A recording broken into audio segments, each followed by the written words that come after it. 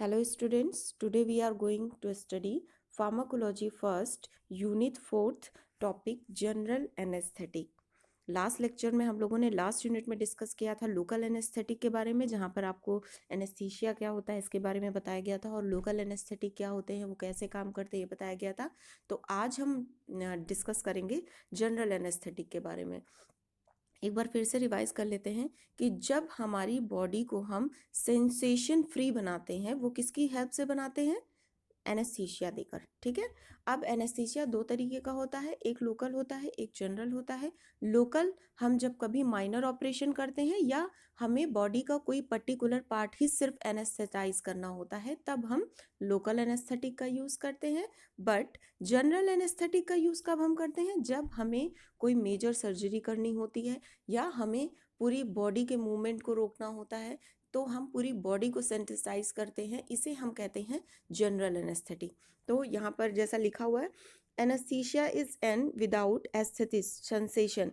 तो जब सेंसेशन के विदाउट हो जाता है हमारा बॉडी, तो उस कंडीशन को हम कहते हैं कि ये हमने एनेस्थीसिया दिया है, दैट्स वाई ऐसा हो गया है।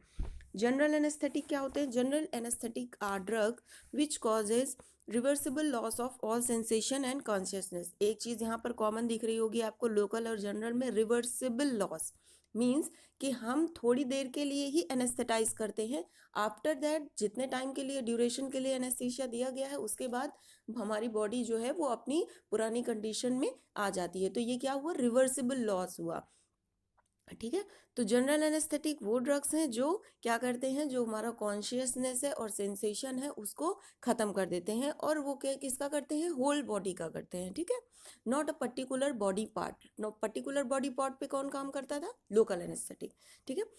The cardinal feature of general anaesthetic, loss of sensation specially pain, sleep and amnesia, immobility and muscle relaxation, abolition of somatic and autonomic reflexes। ठीक है। तो ये क्या करते हैं? लॉस ऑफ ऑल जितने भी तरीके के सेंसेशन है उनका खत्म कर देते हैं उनको। ठीक है। स्पेशली पेन रिलीव करते हैं। Sleep consciousness and amnesia means, amnesia basically होता है जो हमारा भूलने की बीमारी होती है उसको बोलते हैं। तो हम थोड़ा थोड़ा सा मतलब हमें याद भी रहता है, नहीं भी याद रहता, ऐसी कंडीशन हो जाती है। ठीक है। और स्लीप मीन्स कि लाइक सेडेटिव, कि हम सो भी नहीं रहे हैं लेकिन हम एक्टिव भी नहीं है, एक्साइटमेंट नहीं है हमारी बॉडी में। Immobility and muscle रिलैक्शन। इमोबिलिटी मतलब मोबाइल नहीं रहेंगे, मोबाइल मीन्स मूवमेंट, इमोबिलिटी मतलब मूवमेंट नहीं होगा और हमारी जो मसल्स हैं वो रिलैक्स होंगी। अब इसकी वजह से क्या होगा? जो हमारे सोमैटिक और ऑटोनॉमिक रिफ्लेक्सेस हैं जो गैंग्लिया से प्रोड्यूस हो रहे हैं वो भी नहीं होंगे। Now moving on the classification यहाँ पर लिखा हुआ इनहेलेशन और इंट्रावेनस, ये दो टाइप के हैं। इसको हम डिटेल में देख लेते हैं चार्ट के थ्रू कि जनरल एनेस्थेटिक्स को टू पार्ट्स में डिवाइड किया गया है। फर्स्ट है इनहेलेशन इंट्रावेनस, जिसमें इनहेलेशन में आते हैं हमारे गैस और वोलेटाइल लिक्विड्स। गैस में हमारा आता है नाइट्रस ऑक्साइड, वोलेटाइल लिक्विड्स में हमारा आता है हेलोथेन, डसफ्लूरेन, सेवोफ्लूरेन, ऑसोफ्लूरेन, एनफ्लूरेन। एंड इंट्रावेनस में हमारा आता है थियोपेंटेन सोडियम, इटोमिडेट, कीटामाइन, प्रोफिलॉल, मेथोहेक्सिटोन सोडियम। ठीक है। तो ये दो टाइप्स के हमारे जनरल एनेस्थेटिक होते हैं, इनहेलेशन और इंट्रावेनस। एक तो जिनको हम इनहेल करा सकते हैं वो गैसियस या लिक्विड फॉर्म में हो सकते हैं, और intravenous route of drug administration में हमने पढ़ा था कि इंट्रावेनस रूट जो वेन के थ्रू दिए जाएं। ठीक है। तो उसकी ड्रग्स ये हैं। Now moving stages of general anaesthesia. अब जनरल एनेस्थीसिया की कुछ स्टेजेस होती हैं। वो स्टेजेस कौन कौन सी हैं? 4 स्टेजेस होती हैं, स्टेज 1, स्टेज 2, स्टेज 3, स्टेज 4। ठीक है। सबसे पहली स्टेज एनाल्जेसिया, जिसमें start from beginning of anesthesia administration and last up to loss of consciousness, feels a dreamlike state, reflex and respiration remain normals। ठीक है। अब ये क्या है? ये हमारी बिगिनिंग की स्टेज है कि जब हमने एनेस्थीसिया दिया तब शुरुआत में क्या हुआ। तो शुरुआत में क्या होगा? हमको पेन से रिलीफ होगा, एनाल्जेसिया का काम कर रहा है मीन्स पेन से हमें रिलीफ हो रहा है। हम ड्रीम लाइक स्टेट में रहेंगे, मीन्स हमें ये लगेगा कि जो सामने है अच्छा ये हो रहा है कि ये नहीं हो रहा है, मीन्स ड्रीम लाइट सपने जैसे होते हैं वैसी वाली स्टेट में हम रहेंगे। और जो भी रिफ्लेक्स और रिस्पिरेशन रहेगा वो इस कंडीशन में अभी नॉर्मल चलेगा, बस हमें पेन से रिलीफ मिलेगा और हम आधे होश में ऐसे ऐसे करके रहेंगे। दूसरी स्टेज है stage of delirium, from loss of consciousness to beginning of irregular respiration, apparent excitement is seen, muscle tone increases, jaw or tightly closed, heart rate and blood pressure may be rise। अब इसमें क्या है, इसमें हम क्या loss of, इस delirium का मतलब ही होता है कि हमारा ड्रीम लाइक वो रहता है कि हमें लगता है कि ये चीज़ हो रही है, फिर आफ्टर सम टाइम हमें लगता है कि ये नहीं हो रही है। ठीक है, कि सामने जो है वो आधा होश आधा बेहोशी में रहते हैं। लेकिन क्या होता है कि इसमें जब तक लॉस ऑफ कॉन्शियसनेस स्टार्ट हुई और तब तक जब तक इरेगुलर रेस्पिरेशन नहीं हो जाता, ये स्टेज का बीच का पार्ट है।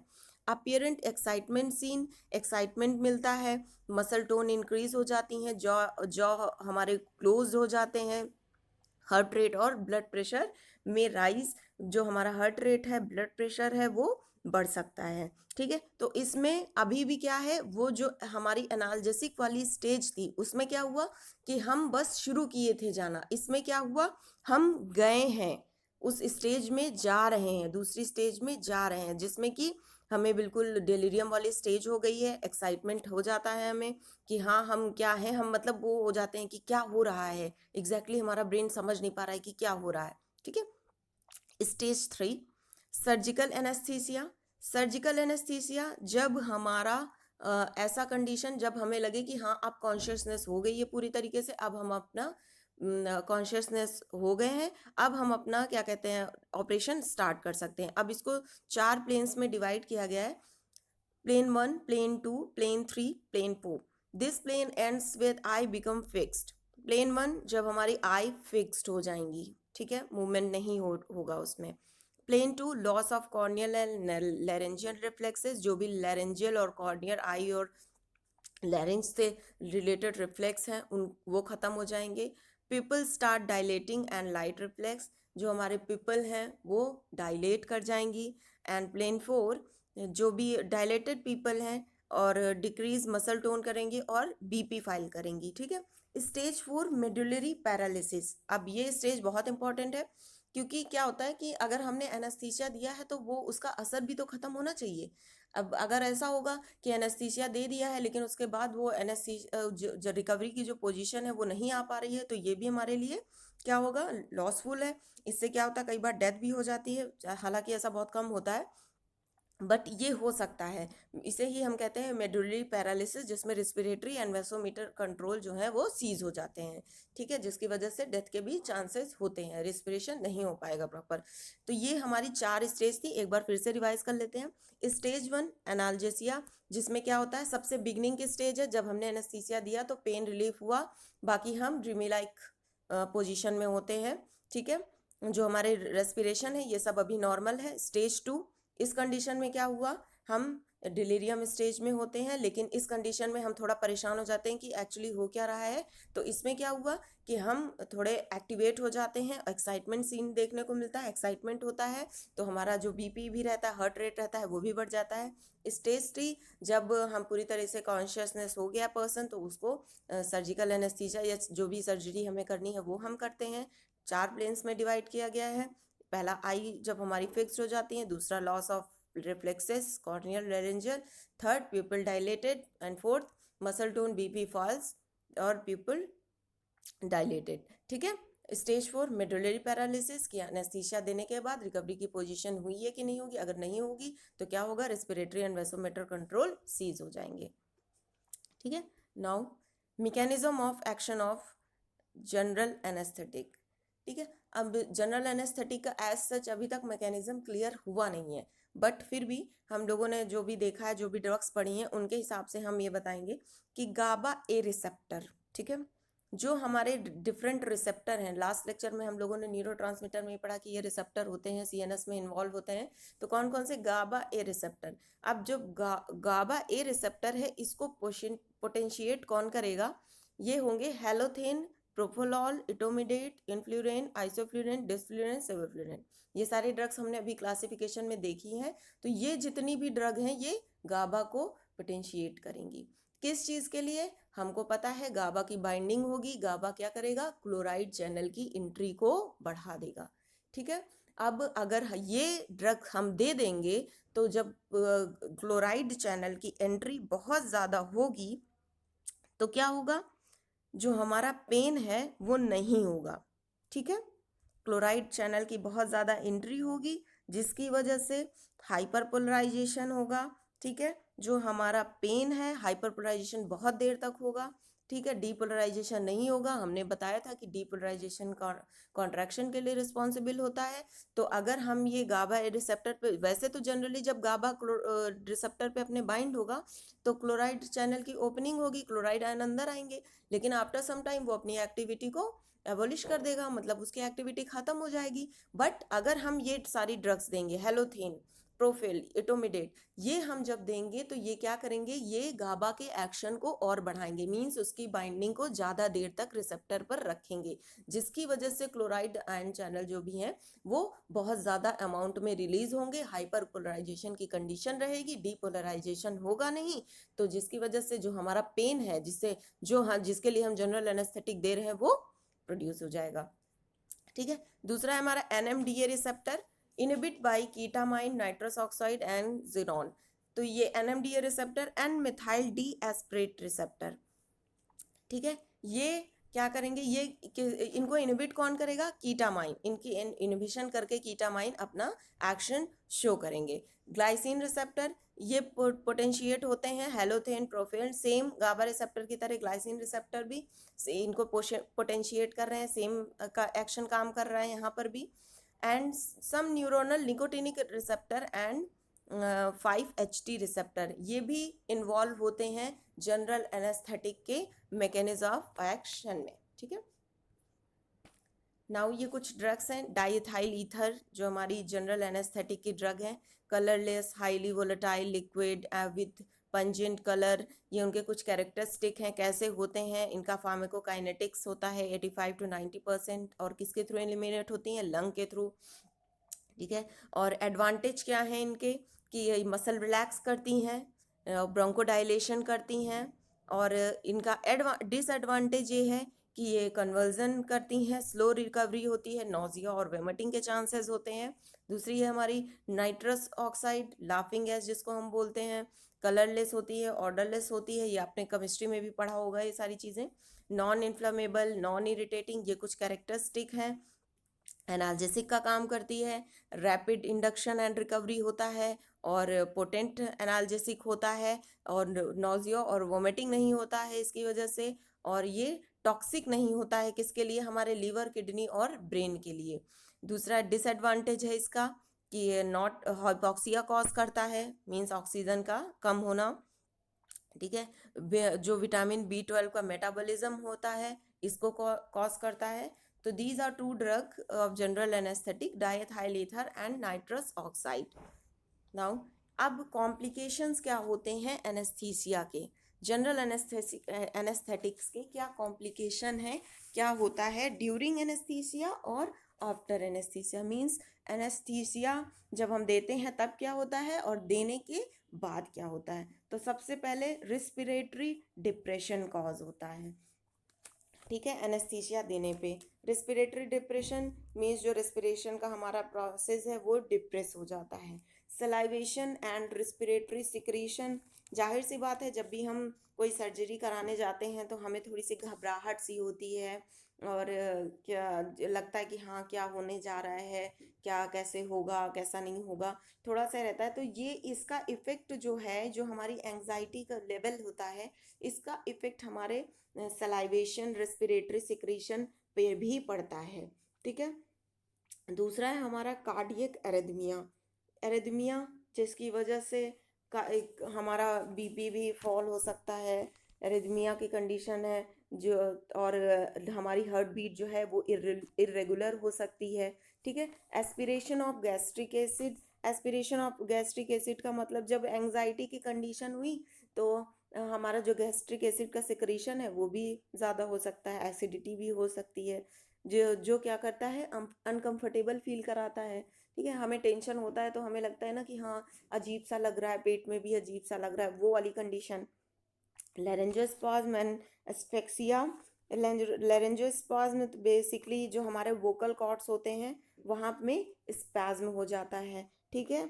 एस्फेक्सिया मीन्स कि जो हमारा क्या कहते हैं सफोकेशन वाला लेवल होता है उसको हमने एस्फेक्सिया नाम दिया, कि सफोकेशन सी फील होने लगती है क्योंकि रिस्पिरेटरी डिप्रेशन हो रहा है।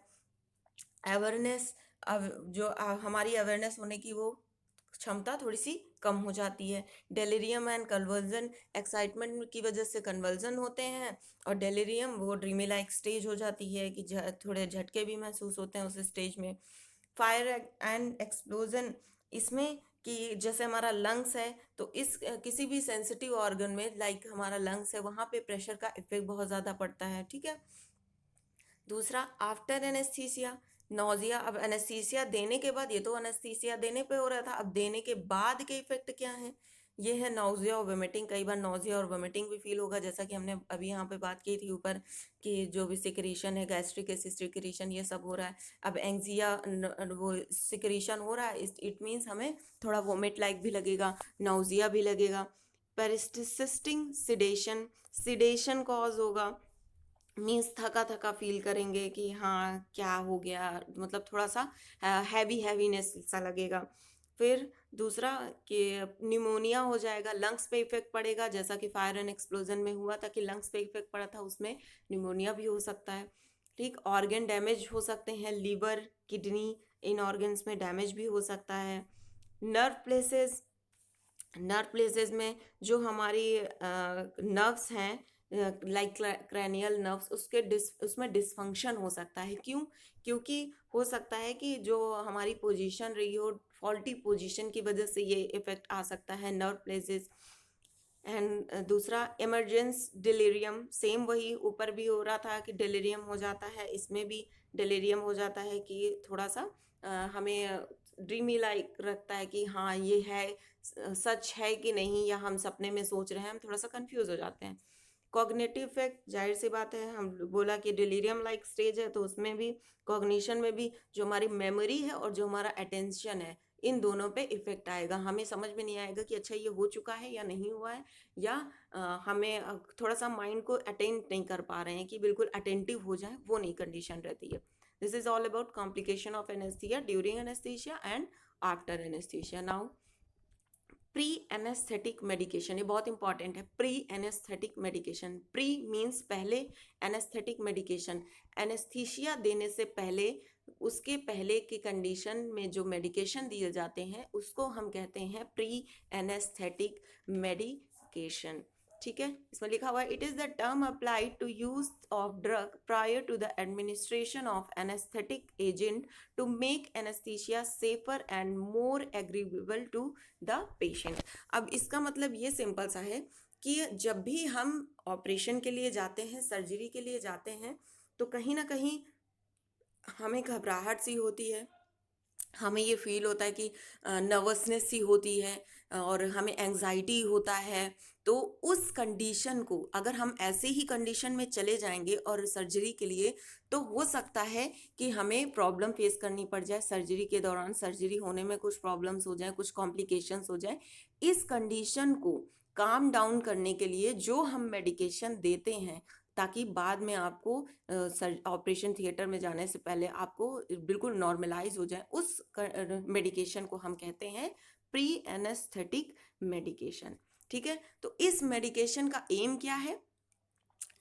रिलीफ ऑफ एंजाइटी, जैसे हमने कहा घबराहट को से मुक्ति पा लेना। Amnesia for pre and post operative event. ठीक। जो हमारा पहले और बाद का ऑपरेटिव इवेंट, मतलब ऑपरेशन के पहले और बाद की कंडीशन, एमनीशिया मीन्स भूल जाए उसको कि हाँ अच्छा कुछ ऐसा है भी कि हम जा रहे हैं, नहीं नॉर्मल है सब कुछ। एनाल्जेसिया पेन से रिलीव करना, डिक्रीज सिक्रीशन, डिफरेंट टाइप के सिक्रीशन जो कि एंजाइटी की वजह से हो रहे हैं उनको डिक्रीज करना, एंटी एमेटिक इफेक्ट जो वोमिटिंग आ रही है फियर की वजह से उसको डिक्रीज करना, decrease acidity and volume of gastric juice, जाहिर सी बात है कि एंजाइटी हो रहा है, सिक्रीशंस हो रहे हैं तो हम एसिडिटी को भी डिक्रीज करेंगे और वॉल्यूम ऑफ गैस्ट्रिक जूस को भी डिक्रीज करेंगे।